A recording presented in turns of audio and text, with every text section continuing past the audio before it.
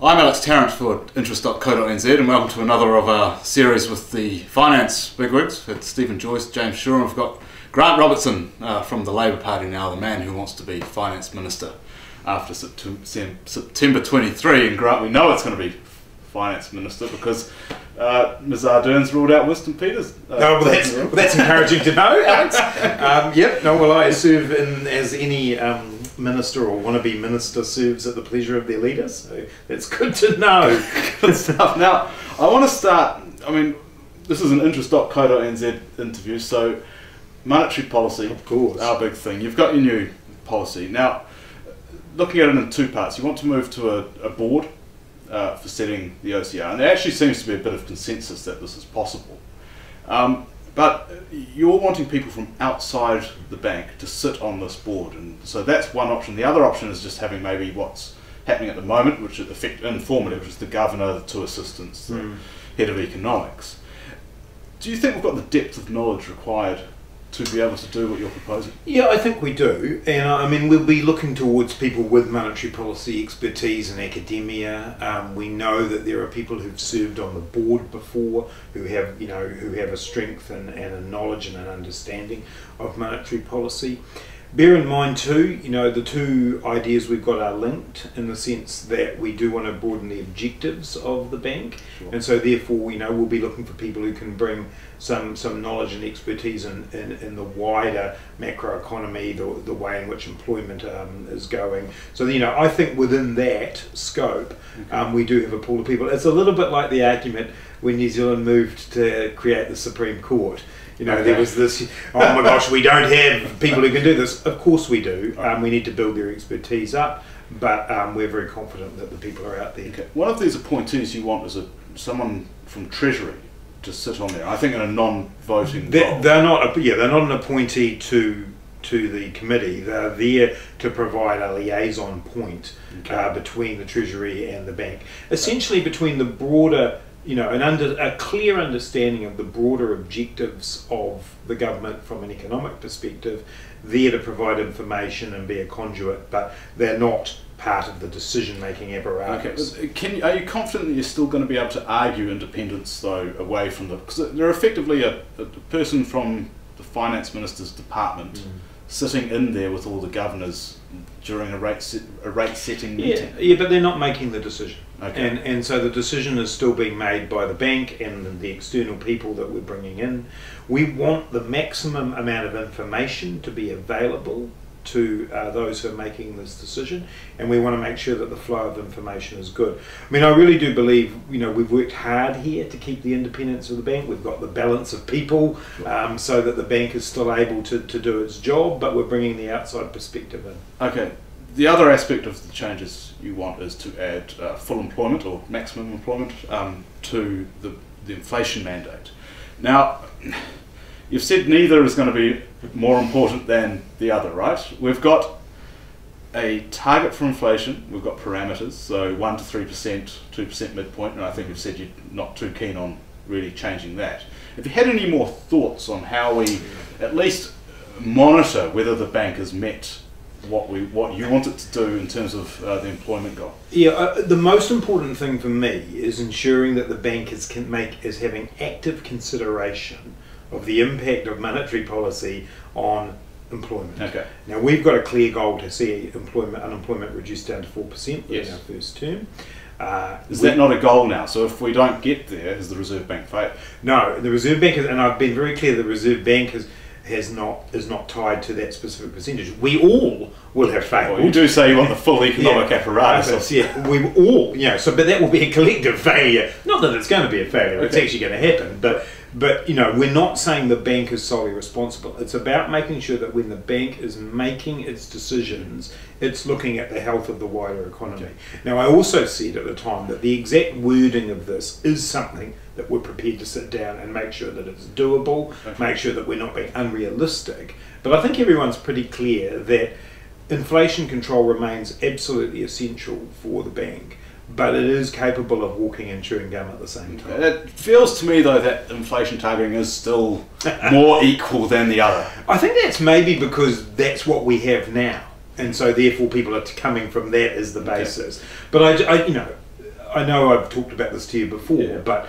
if you look to the US, they make the decision, and they make the decision weighing up those two elements. If you look to Australia, they make the decision weighing up a range of criteria. So it is possible, it's done elsewhere, it can be done here. Okay, well, I think if you'd asked them secretly, they'd both want employment out of their mandates, because that was, 1950s, 1970s. Yeah, well, I know, that's what they've got, and they make it work. Okay. Just quickly on the governorship, I think Stephen Joyce is staying out of it at the moment, so we're waiting till after the election. Are you happy with the current role of the Finance Minister just having the veto? Yeah, look, I'm not proposing any change to that. Again, it's I respect the independence. It's a very important relationship. As I think I've said to you before, one of the reasons that I gave the speech that I gave was because we were aware that Graham Wheeler was leaving, and we wanted to be clear that anyone who applied knew where we would be coming from. As I've also said to you before, I've got some concerns about quite what happened when Graham Wheeler resigned and Grant Spence was appointed. So you would have liked to be involved in I just think when you're in that period immediately before the election, I do believe that it would have been better to have had some input from the opposition in that. As it happens, I wouldn't have changed it. Sure. But I think that would have been the right and proper thing to do. So the setting for Grant Spencer for the next 6 months, you're fine with that? Absolutely. Because we've got to take some time to get ourselves in and then have the discussions we want.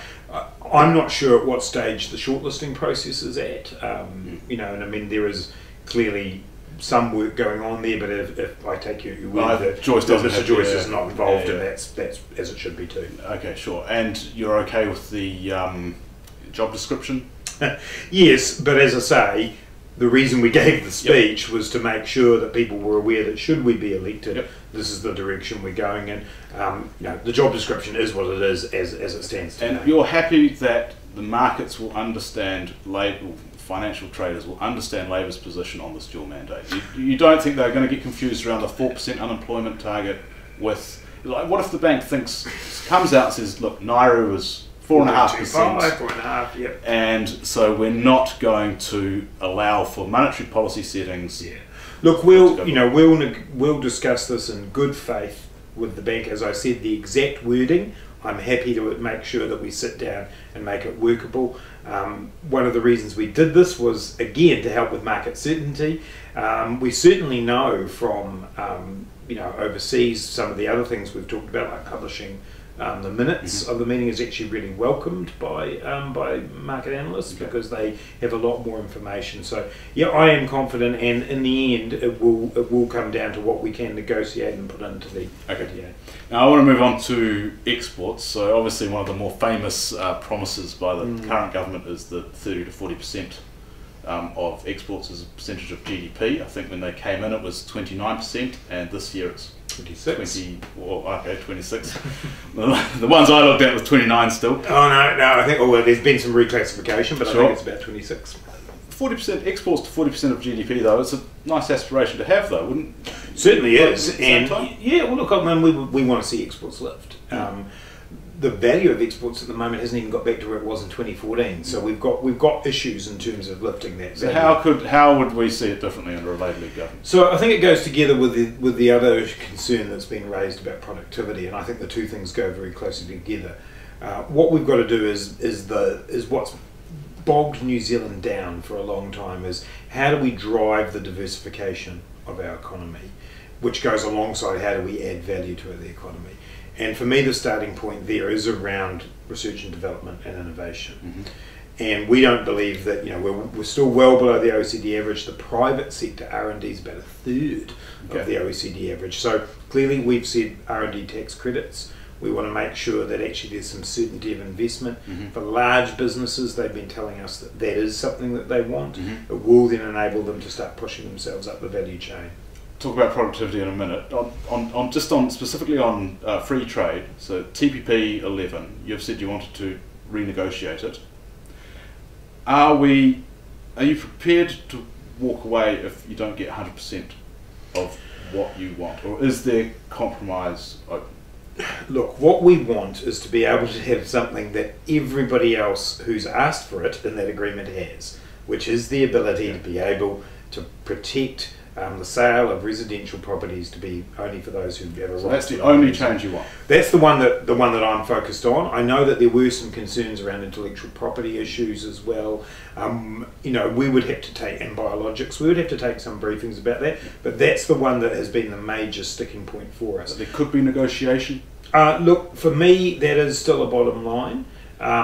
I think, and we have to get some briefings from MFAT, we obviously haven't had any. I've experienced long enough being around trade negotiators and around this particular negotiation to have witnessed many false dawns, and so I think we can take the time to look again at what is possible for us. I'm not going to make a statement today about, it is this or it isn't that. Our position has been clear. Okay. We can't accept the TPPA as it stood without the ability to have that clause in it. Okay. Productivity.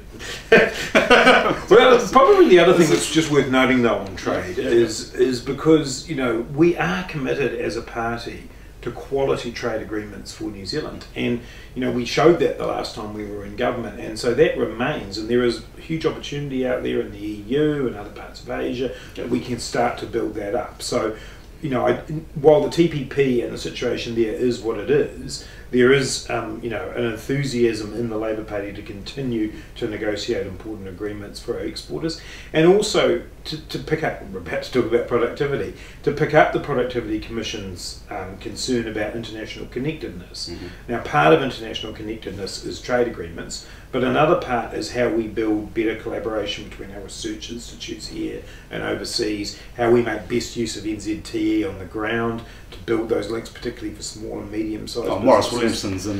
he's in LA now, so yes, we'll have to see what happens there. But there is an opportunity there to also see the trade agenda as part of that international connectedness, which is part of productivity. Okay. So productivity, and quite unashamedly, I've been reading Michael Riddell's blog and putting that to people in terms of what he's been saying. Definitely over the last 5 years, hasn't looked too hot. He's also put out his link back to the OECD's recommendations for improving productivity in New Zealand, and there's a few of them here. There's 5 recommendations. So one is narrowing screening of foreign investment and reducing compliance costs. So, i.e., boosting predictability for foreign investors that they can invest here and not be whacked with anything. What are your thoughts on that? Look, we need foreign investment in New Zealand. There's absolutely no doubt about it. We know the pool of capital that we have in New Zealand isn't strong enough to sustain the things that we want to do. We've been very clear about the areas that we're not comfortable with that, which is particularly around land and iconic land. And we of course want to be clear with them. If there's a way of streamlining the kind of investment that we want, I'd most definitely be open to that. Okay, in terms of business. Yeah, business. Yeah. But we've got those rules, and we want the Overseas Investment Office to implement those rules as they should be. Sure. Second one is enhance local government incentives to accommodate growth. So sharing the tax base linked to local economic activity. And I know Andrew Little was a fan maybe of the GST for the regions. That seems to have been dropped. Yeah, well, it's certainly not our policy. What we have been doing is talking to local government New Zealand about whether there are some possibilities for revenue sharing, particularly where there's value uplift in those regions from economic activity. We haven't settled on a policy in that area, and so while we're certainly open to the discussion, it isn't our policy at the election. And they talk about user charging for infrastructure and congestion charging. The first one, I think you guys are, Phil Twyford's quite keen on targeted rates. Yeah, exactly, and we've been very clear that is one of the tools that we think should be in the box, along with the infrastructure bonds that we've also talked about in that context. Okay. Increased fiscal support for business R&D, we've touched on that. So you're going to move on the tax credits. Does that mean the Callaghan grants are gone? No, it means that there'll be a mixture of them. We still think there's a place for the grant-based system, but it's clearly for us, if you have a tax credit, you're clearly not going to be spending as much on grants, but there is still a place for grant-based funding. Okay.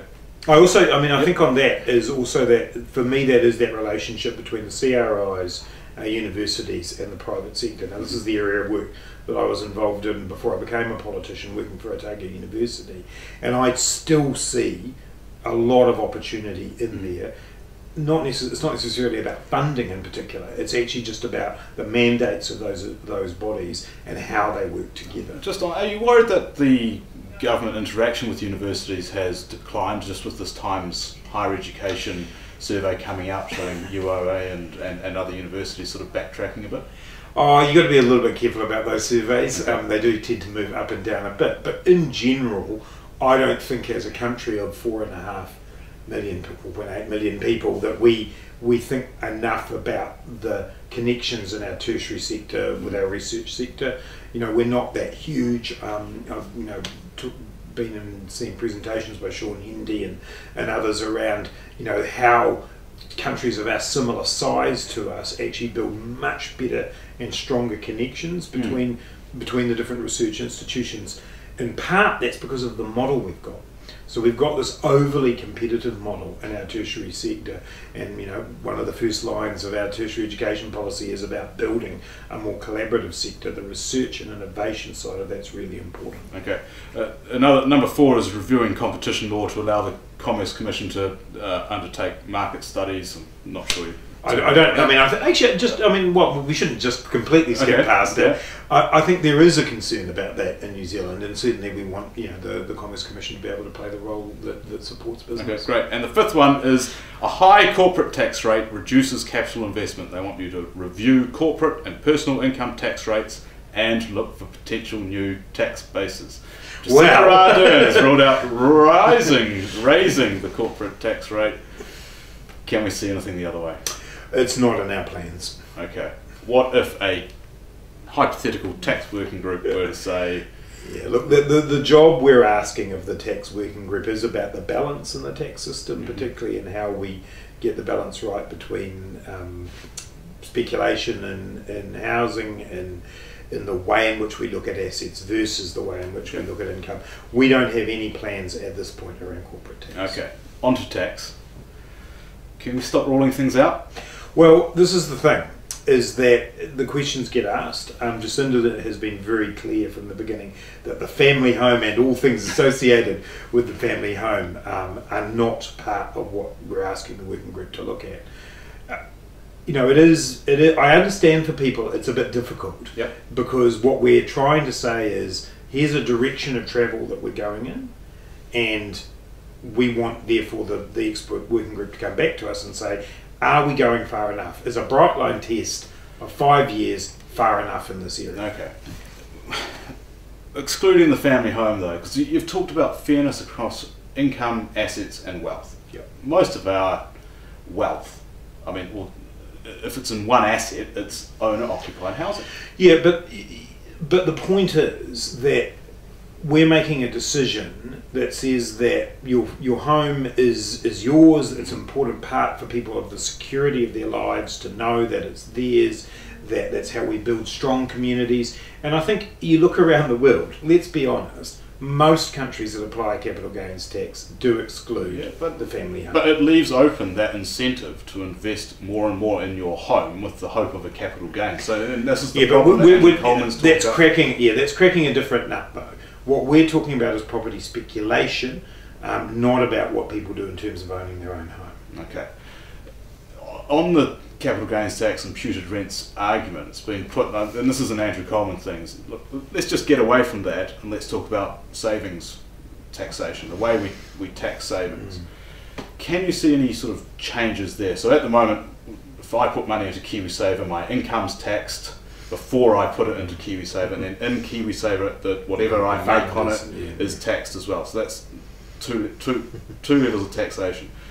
Can you see a shift to a time where perhaps if I put money into a sanctioned savings scheme from my wage, then it's not taxed at the start, it's only taxed once? Yeah, look, it's not, again, that's not in our plans, and it's not a policy that we've discussed in depth.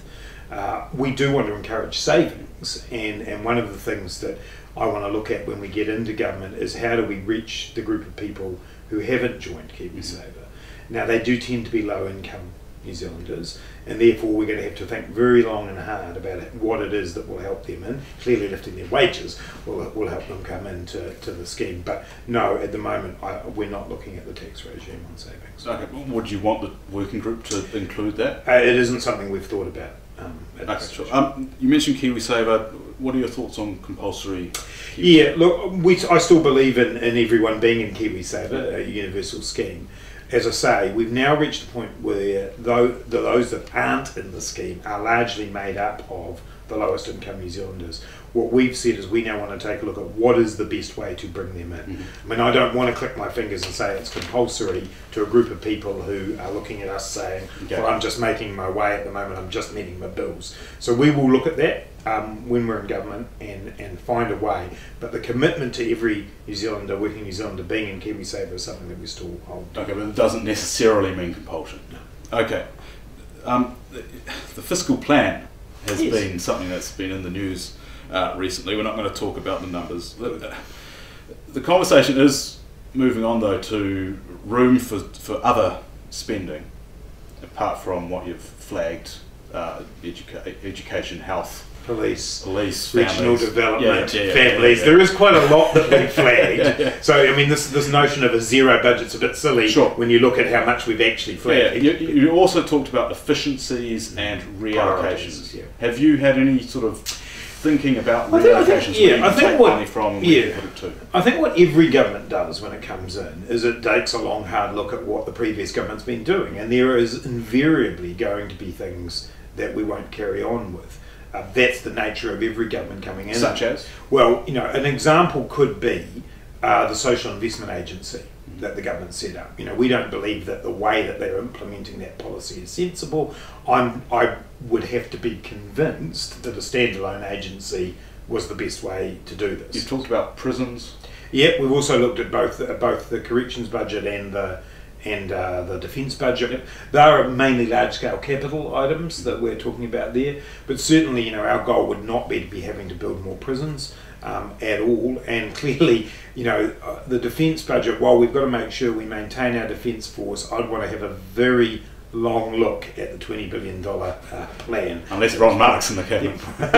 Well, you know, whoever's around, if we have the privilege of being in government, whoever's around the table will be making bids, but yeah. Do we need to move on from this focus? It seems like it's a recession argument. It's what happened in 2011 is John Key really sort of stole the show with there is no money. There is money now. Do we need to move on from this millions and millions of opposition spending plans? You know, I think voters have a right to know what our priorities are, and that's exactly why we put the fiscal plan out in July, I might add, and then updated after pre-fu, because we wanted people to know what our priorities were and what our commitments were. We've put that out, it's fully costed, it adds up. People will then make their judgments. I do think what's important is that people get a sense of where your priorities lie. But it would certainly be fair to say, I think for most New Zealanders, a debate about arcane accounting practices is probably not what they're looking for in the election. Should have just called it spare cash. Hey. All right, just to finish, I just want to put some numbers to you. This is from the Reserve Bank's latest monetary policy statement, which I haven't committed every page to memory. No, not yet. GDP growth forecast for the next 3 years: 3.1%, 3.6%, 2.9%. TWI dropping from 77.5 down to 76. Unemployment rate constant at 4.5%, and the household savings rate as a percentage of disposable income going from negative 1.6 to negative 0.7. It's getting better. Why change? There are some good solid indicators in there, that's right. But then there are other ones like GDP per capita, which is not so good. We've still got far too many long-term unemployed. We've still got 100,000 underemployed people. We can be better than we are. So yeah, the argument has never been that those high-level indicators aren't good. The argument is, are people getting a fair share in prosperity? Are we actually making sure that we've got a long-term plan for sustainable prosperity? And we all know that the other numbers there that aren't so good are productivity numbers, export growth. Those are the numbers which will be most important in driving improved living standards for New Zealand. So look, by all means you can find those indicators, and as I say, I've never argued against those. The question for me is what's next for New Zealand, and what's next for New Zealand needs to be lifting the value of what we do, improving our productivity, lifting our skills, making sure that we're generating high-paying jobs. Those numbers don't deliver that to me. Okay, well, good luck. Thanks, Alex. A couple of weeks. Well, that's Grant Robertson. He's the Labour Party finance spokesman. I'm Alex Tarrant for interest.co.nz.